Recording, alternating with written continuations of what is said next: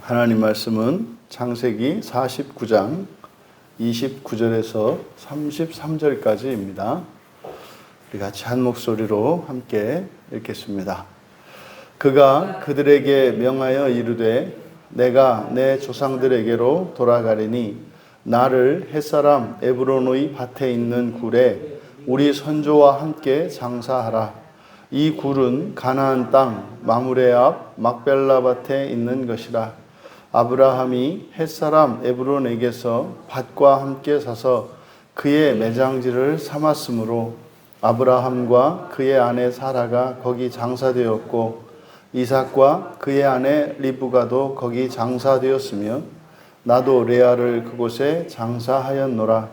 이 밭과 거기 있는 굴은 햇사람에게서 산 것이 아니니라. 야곱이 아들에게 명하기를 마치고 그 발을 침상에 모으고 숨을 거두니 그의 백성에게로 돌아갔더라. 아멘. 야곱의 마지막 명령의 교훈이라는 제목으로 말씀의 은혜를 나누고자 합니다. 이제 야곱이 이제 생애를 마치며 유언하는 장면을 우리가 이제 살펴보았는데 이제 정말로 마지막이죠. 정말로 마지막. 야곱이 남기는 지상에 남기는 마지막 말입니다. 마지막 말이 엄격한 명령으로 기록되어 있습니다. 이것은 여기서 명령하다 29절에 그들에게 명하여 이르되, 그러니까 아들들이게 되겠죠. 12명의 아들들에게 명령했다. 그리고 다음과 같이 말했다. 그러니까 다음과 같은 내용은 명령이었다라는 거거든요. 이 명령하다, 이 명하다, 이게 차와라는 말인데 이 말이 성경에 등장하는 그러니까 최초의 명령은 창세기 2장 16절과 17절에 기록되어 있는 에덴 동산에서 여호와 하나님께서 아담에게 하신 명령이에요. 그 나무, 선과 악의 지식을 알게 하는 그 나무의 열매를 먹지 말라고 하셨던 그 최초의 명령입니다. 그래서 실제로 창세기에서 이 명령하다라고 하는 말이 언약의 조상들에게 사용됩니다. 여호와 하나님께서 이렇게 아담에게 그리고 아브라함에게 이삭에게 야곱에게 이 명령하다라고 하는 말이 제한적으로 이렇게 사용이 됩니다. 딱 한 번 이제 바로가 명령한 사건, 바로가 이제 명령한 것에 바로에게 한 번만 쓰이고 나머지는 전부 이제 언약의 조상들과 관련해서 사용이 됩니다. 그러니까 지금 여기서 야곱이 명령한, 그러니까 마지막 유언의 마지막을 명령하다, 이 차와라는 말을 사용한 것은 이것은 곧 야곱의 단순한 유언인 것이 아니라 이것은 언약과 관련된 것이고 하나님의 명령과 관계가 있는 것이다 라고 하는 암시를 줍니다. 그러니까 이 야곱의 마지막 유언이고 그것을 명령이라고 한 것으로 보아 이것은 야곱의 개인적인 그런 것이 아니라 우리의 신앙생활에 절대적인 의미를 가지고 있는 내용이다라는 것을 바로 명하다라는 말을 통해서 우리에게 이야기를 해준다. 그러면 야곱이 아들들에게 한 이제 명령이 뭐냐? 자신의 장래와 관계된 겁니다. 햇사람 에브론의 밭에 있는 굴에 우리 선조와 함께 장사하라는 거예요. 이 장사한다는 것은 매장하는 것을 말하죠. 죽고 난 이후에 자신의 시신을 어떻게 처리해야 할 것인지를 말한 겁니다.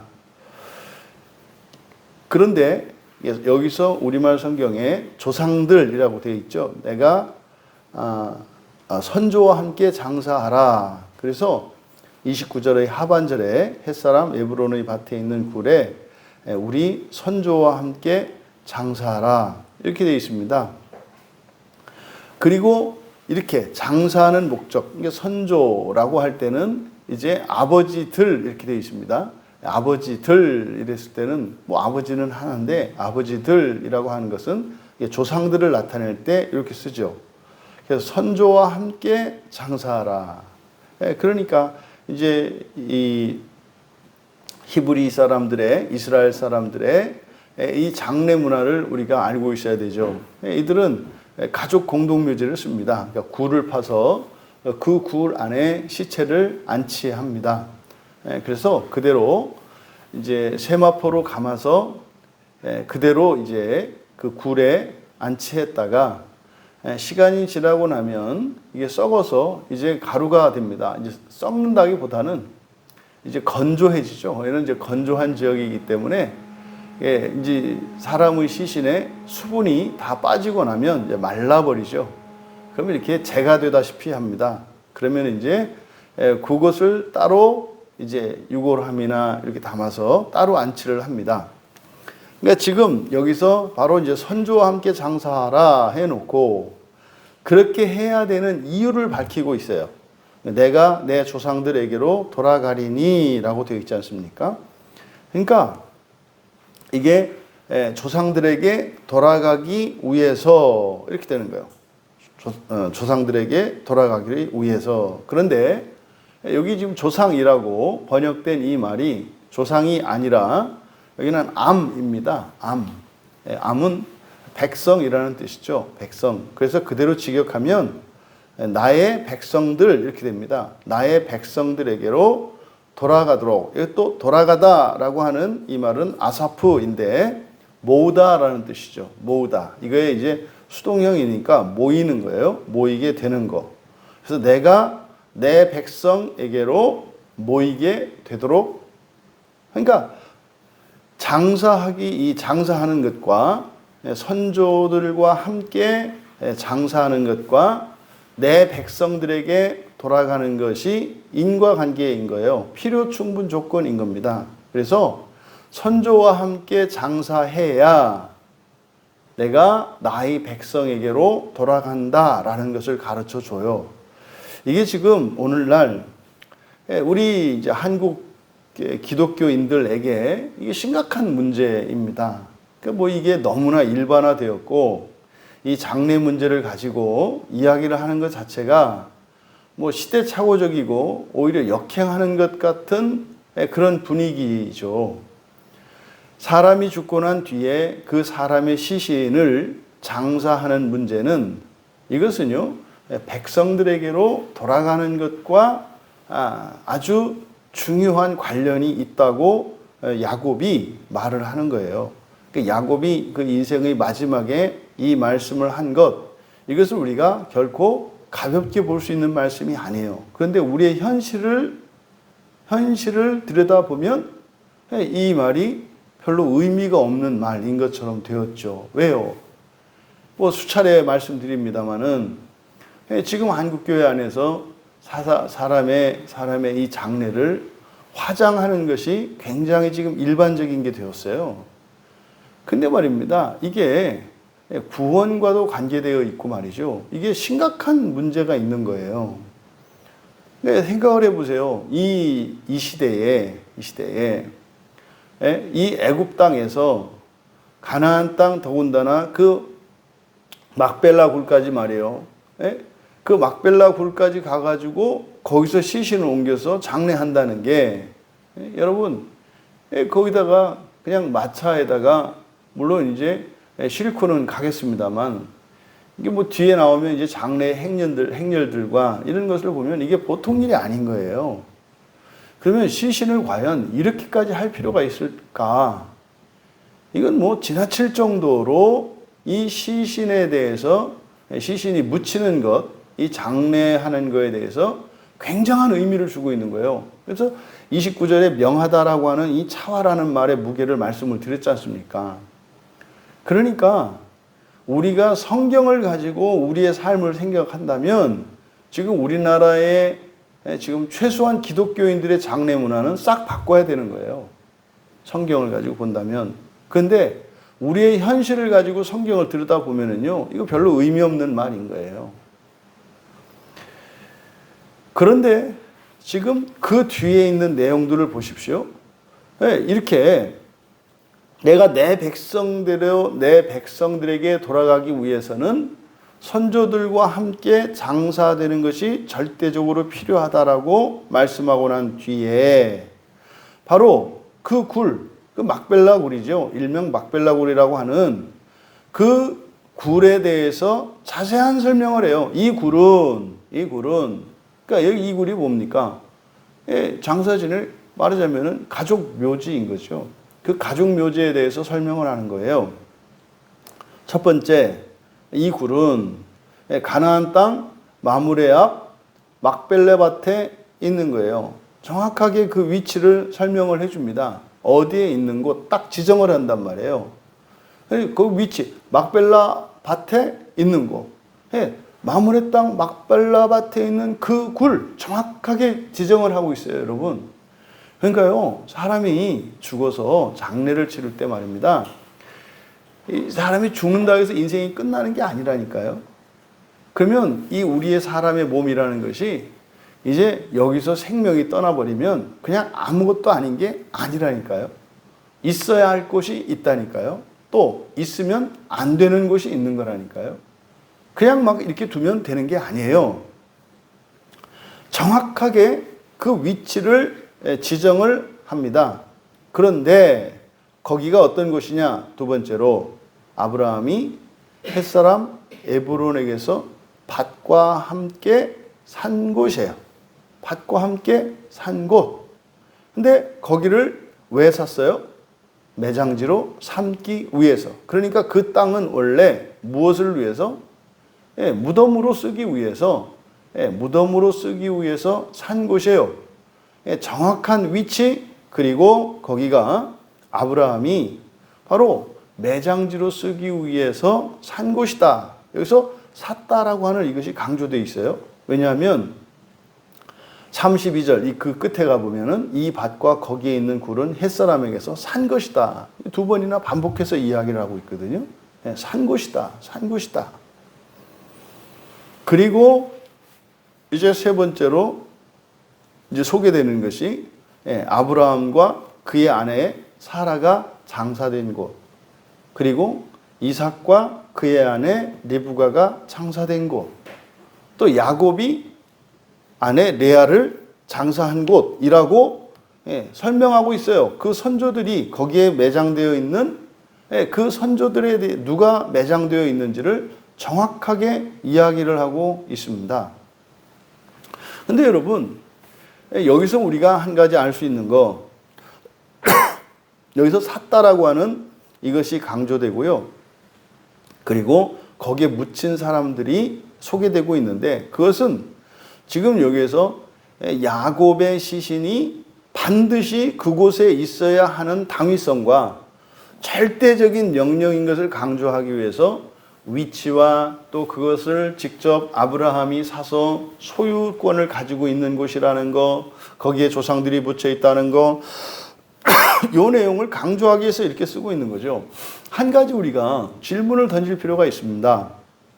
원래 여호와 하나님께서 아브라함을 부르셨을 때 그에게 약속하신 땅이 있지 않습니까? 거기가 가나안 땅이잖아요.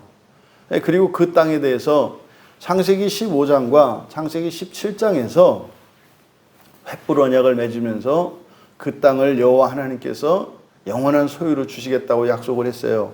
15장과 17장에서 여호와 하나님께서 약속을 하셨어요. 그 땅을 주시기로. 그리고 그 땅을 아브라함의 영원한 소유를 삼도록 주시겠다고 약속을 했어요. 그런데 그 땅을 이제 샀잖아요. 창세기 23장에 아브라함이 그 산 내용이 기록되어 있는데, 여기서 우리가 알 수 있는 거, 하나님이 주신 것과 아브라함이 사는 행위, 이것이 다르지 않다는 거예요.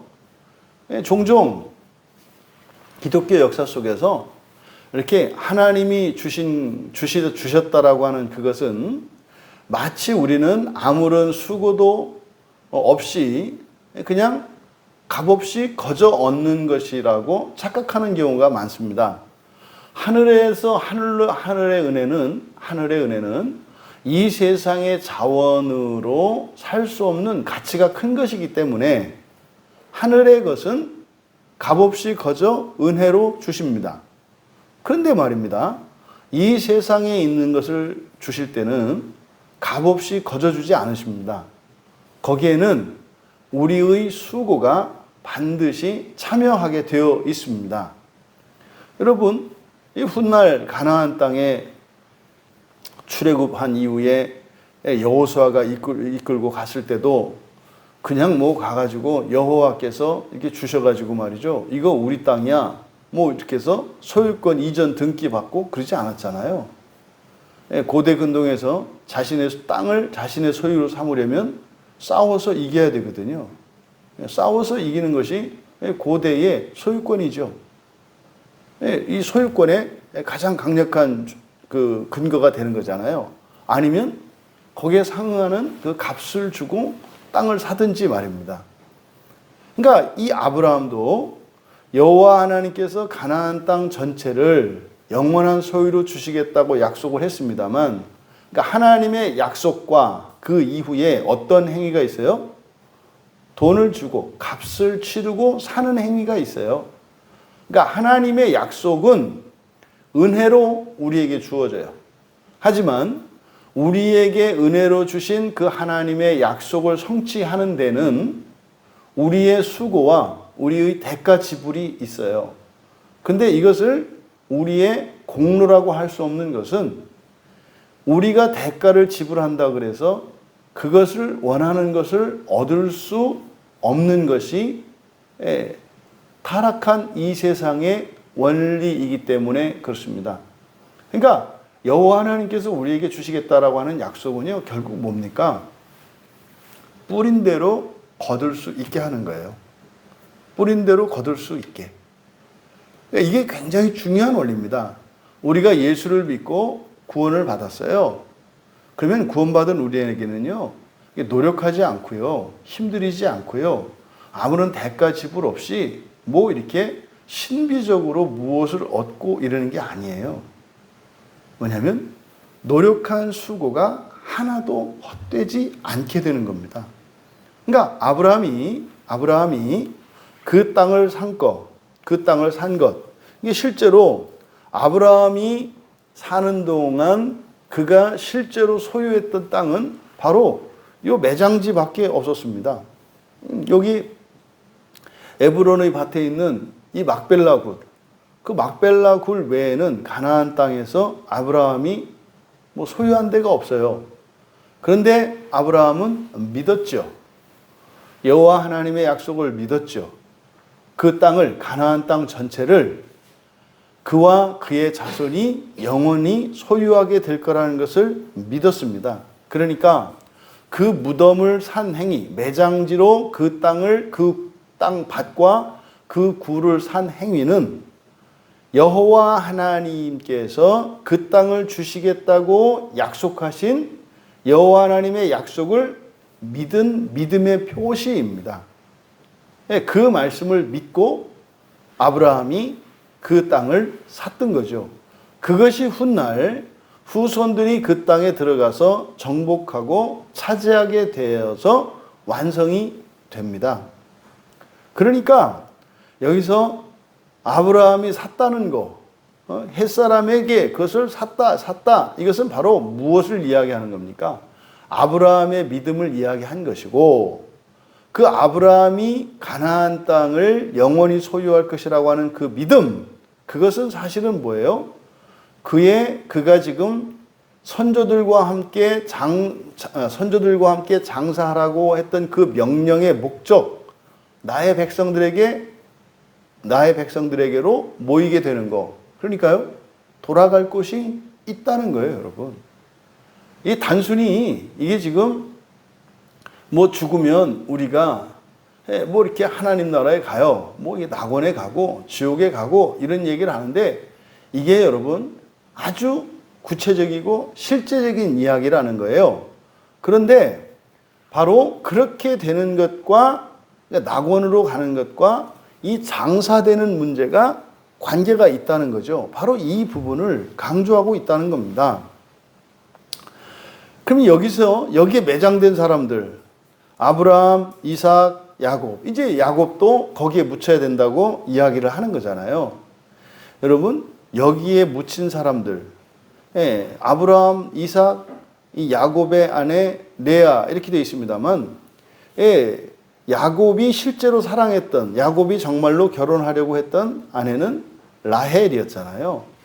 여기서 사라, 리브가, 라헬, 이게 믿음의 조상들인데 이 세 여인의 공통점이 뭘까요? 사라, 리브가, 라헬. 이 세 여인의 공통점이 불임인 사람들이에요.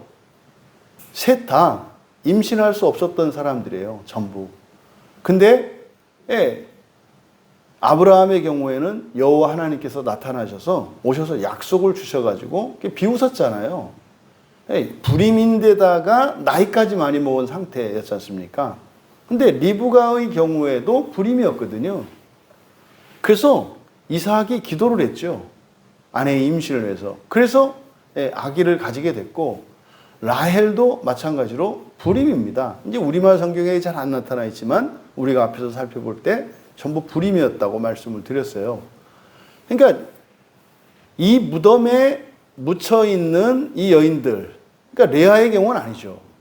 그러면 이 믿음의 조상들의 이 아내들, 그러니까 창세기에서 이야기하고자 하는 중요한 교훈 하나가 뭐냐면, 바로 훗날 이 땅에 메시아로 오실 그리스도의 탄생이 일반적인 생육 법칙을 따라오는 것이 아니라 하나님의 이적적인 능력에 따라서 이루어질 것임을 예고하고 있어요. 그러니까 뭐 리브가가 아니라 마리아, 이제 예수님의 육신의 어머니게 되는 마리아. 이 마리아의 경우에는 사실은 불임이 아니죠. 마리아의 경우에는 불임이 아니라 아예 남자를 알지 못하는 상태였지 않습니까? 그런데 그 앞에 엘리사벳이 세례 요한의 어머니인 엘리사벳도 불임이었거든요. 그리고 성경에 보면은 바로 삼손의 어머니, 삼손의 어머니도 불임이에요. 그런데 이렇게 불임이었던 여인들이 아이를 낳는 일들이 이제 성경에서 의미 있게 기록이 돼요. 그러니까 지금 이 무덤에 매장된 이 믿음의 조상들의 아내들, 레아를 제외하고, 그러니까 이제 라헬의 경우죠. 이 경우는 전부 불임이었다가 아이를 낳은 경우들입니다. 그러니까 이 무덤이라고 하는 것은 이제 죽은 시체를 안치시키는 곳 아닙니까? 생명이 없는 곳 아닙니까? 그러니까 여기에서 부활에 대한 강한 메시지가 들어가 있어요. 이게 지금 이제 구약 성도들에게는 이해가 되지 않는 거죠. 그래서 이 부활에 대한 소망과 믿음을 나타내요. 뭐가? 이 장사가 말이에요. 선조들과 함께 그 선조의 무덤에 장사되는 그것은 부활 믿음과 부활에 대한 믿음, 이 부활 소망에 대한 증거가 된다 이 말이에요. 그러니까 여러분, 여기서 이 야곱이 한 이 명령, 이것을 부활 신앙을 가지고 있는 우리들이 심각하게 고민해야 될 문제인 거예요. 이 말을 다 마치고 이제 다시 명령하기를 마치고, 그러니까 마치 이제 야곱의 생애가 이것으로 끝나는 거죠. 그 발을 침상에 모으고, 여기다 침상에 모았다. 이게 이제 죽었다는 표현인데요. 이것은 의도적으로 언어 유희를 하는 거죠. 모으다, 아사프 똑같이 사용됐거든요. 29절의 앞에 내 조상들에게로, 내 백성들에게로 돌아가리니, 이게 돌아가다라고 하는 여기도 아사프가 쓰이고, 발을 침상에 모았다 할 때도 아사프. 그러니까 그가 죽을 때 침상에 발을 모았던 그것처럼 그는 어디로 돌아갔다? 그의 백성들에게로 돌아갔다라는 것을 암시하고 있죠. 그리고 나서 그대로 그가 그의 백성에게로 돌아갔더라. 야곱이 뜻한 대로 되었다는 거죠. 지금 이 야곱의 마지막 생애에 대한 이 묘사, 이 장래 문제, 이 장사에 대한 명령, 이것을 통해서 돌아갈 하나님의 나라가 있다는 것, 낙원이겠죠. 그리고 그것을 믿는 부활의 신앙, 부활신앙. 이 부활신앙은 무엇과 관계되어 있다? 장래, 장사와 관계되어 있다는 것을 우리에게 가르쳐주고 있다. 이 참 답답한 노릇입니다. 뭐 이미 한국 교회 안에서는 화장 문화가 지배적인 일반적인 문화가 되어 버렸고, 심지어 이놈의 땅값은 천정부지로 올라서 이렇게 산소를 쓰기 위해서 이 산을 마련하는 일도, 이 무덤을 마련하는 일도 이게 예산 일이 아닌 거죠. 그러면 지금 야곱의 명령 속에 있는 그 선조의 무덤, 부활과 직결되어 있는 이 선조의 무덤의 현재적인 의미는 뭘까? 그럼 우리들도 이렇게 그 선조의 무덤에 가야 하는가? 이게 로마 캐톨릭에서 가지고 있는 장례 문화죠. 원래 로마 캐톨릭이 가지고 있는 장례 문화는요, 굉장히 의미가 있어요. 그래서 교족부에 올라 있는 그 신자들의 무덤은 교회와 함께 합니다. 그래서 이 로마 캐톨릭의 이 교회 문화는, 교회는 무덤과 함께 있죠. 그러니까 이것은 바로 구약에 따른 그 가르침을 따른 것임을 알 수가 있어요. 그러니까 원칙으로는